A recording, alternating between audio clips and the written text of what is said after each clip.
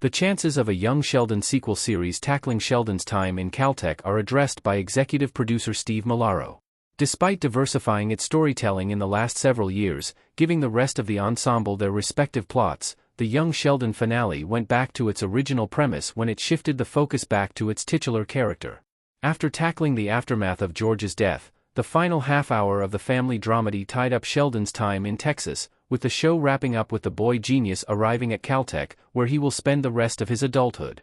While Sheldon's life in his hometown is done, the parting shot of young Sheldon seems like the perfect start for a brand new offshoot. Since it would still be several years before the events of The Big Bang Theory, there have been some calls for the boy genius' first years at Caltech to be the central narrative of a new spin-off. Despite the plot opening, Malaro makes it clear in an interview with Glamour that he isn't interested in telling that story. Read his full quote below. Where was Leonard when Sheldon entered Caltech in the young Sheldon finale? Sheldon still has many years to go before meeting his best friend. The young Sheldon finale flash-forward featured adult Sheldon and Amy, allowing Jim Parsons and Mayim Bialik to reprise their The Big Bang Theory roles. Despite hopes of a possible reunion, that was the extent of cameos from the Pasadena gang.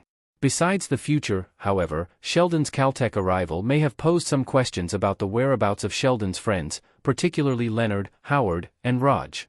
It's worth noting that before the nerd-centric sitcom started, the foursome were already good friends.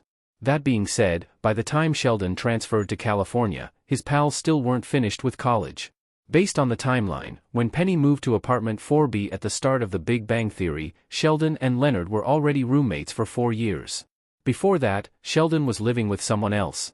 Since the boy genius started his postgraduate studies at Caltech in 1994, it means that he would still have another year to go wander in the academic institution on his own before Leonard answers his advertisement about looking for a roommate.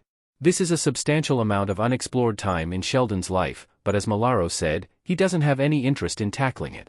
Admittedly, the lack of the Big Bang Theory cameos in the young Sheldon finale is disappointing.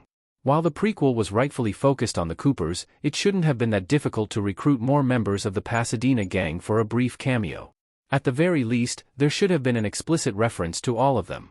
To make matters worse, not only did the flash-forward scene ignore Sheldon's best friend, but it also suggested that Leonard may be dead years after the events of the nerd-centric sitcom.